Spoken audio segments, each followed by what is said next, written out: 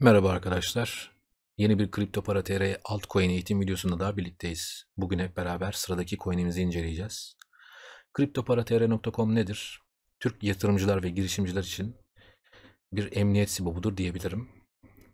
Dünyada en çok ticareti yapılan 50 kripto para birimi hakkında çeşitli makaleleri sitemizde bulabilirsiniz. Bu paraları kim yapmıştır, nasıl saklanır, nasıl oluşturulur, nereden satın alınır, nasıl indirimli satın alınır?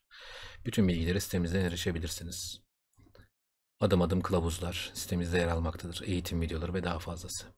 Şimdi en iyi kripto para birimleri sitemize geri dönüyoruz. Bugün ülkemizde çok fazla popüler olan bir parayı işleyeceğiz arkadaşlar. Yeni başlayanlar sık sık duymuşsunuzdur ismini Holochain yani Holo. Holo hakkında bilgi almak için buraya tıklamanız yeterli. %20 komisyon indirimiyle Binance üzerinden satın almak isterseniz de buraya tıklayıp abone olabilirsiniz. Evet, abone olma ekranına geldik. %20'lik komisyon indirimi kodumuz buraya tanımlandı. Görmüş olduğunuz gibi. Bu indirim kodu ne işe yarar? Diyelim Binance'a gittiniz. Bir temel coin'i aldınız, Ethereum ya da Bitcoin ya da BNB coin. Holo'nuzu satın aldınız. Holo arttı.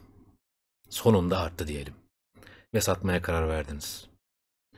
Satarken bir işlem bedeli ödeyeceksiniz. Bu işlem bedelinin %20'si saniyeler içerisinde size geri iade edilir. İşte şu kodla.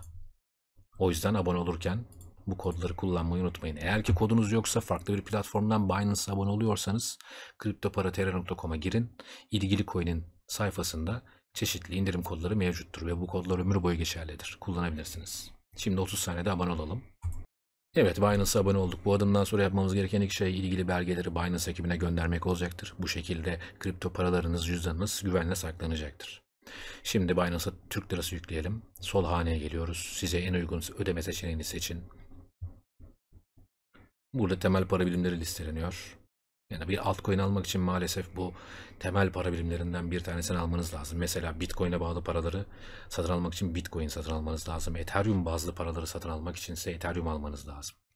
Ama benim size tavsiyem BNB alın. Çoğu parayla ilişkilidir ve işlem ücreti daha düşüktür. Ama biz şimdi Bitcoin üzerinden gidiyoruz. Bir örnek göstereyim size. Tıkladık. 2000 liralık Bitcoin alıyoruz.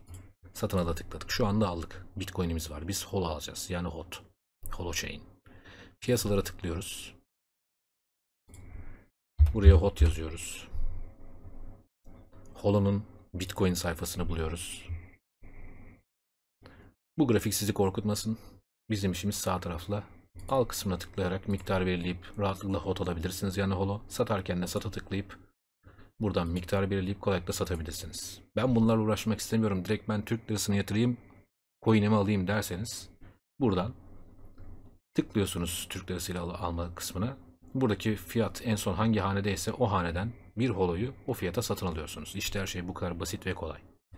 Şimdi CryptoParaTR.com holo sayfasına geri dönelim. Bilgi hanesine tıklayalım. Holo nedir? Holochain nedir? Kim tarafından üretilmiştir? Bu projenin amacı nedir? Bütün bilgileri buradan alabilirsiniz. Binance indirim kodları, ömür boyu geçerli, kripto para eğitim videosu ve dünya üzerinde en çok ticareti yapılan kripto paralar hakkında makaleler. Hepsini sitemizden erişebilirsiniz. Her videomda olduğu gibi son söz olarak size direkt olarak yatırım tavsiyesi verecek insanlardan uzak durun.